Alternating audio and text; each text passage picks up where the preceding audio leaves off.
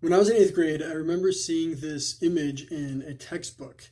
It was two workers in this space with a kind of a low ceiling, and it was all just bare concrete. And they were examining this big column. And there's sort of the series of columns. They were in the very foundation of a skyscraper.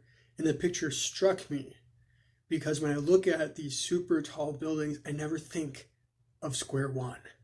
Like these workers, we need to constantly be going back to square one. And I'm not an expert, but I think there are two ways of doing that. First, when we ourselves kind of say, hey, Lord, I'm ready to go back to square one. And that's what spiritual exercises are. If you've ever been on spiritual exercises, the first part of spiritual exercises is renewing that principle and foundation.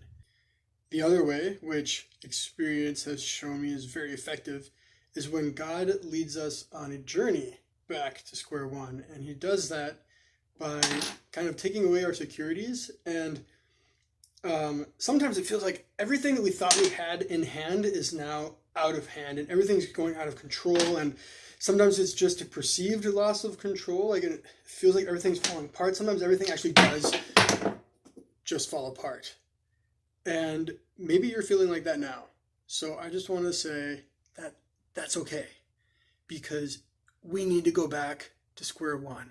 Square one is this: God created me, God loves me, and nothing can change that. That square one is the foundation of my hope. And on this foundation, I can start to build, and I build in trust, knowing that God only allows what can help me grow. Maybe this time of the coronavirus is a good time to go back to square one because we've built up so much. Maybe our lives are so busy, so full of things, and even so full of going to church that we've forgotten the foundation that we're supposed to be building on. Let's take our journey down from our skyscraper to that unshakable foundation, that fundamental truth about myself. God created me, God loves me, and nothing can change that. God bless. Hold on. No! Start over. I forgot to plug in the... What was my conclusion? And happy birthday, Mom. Whoa.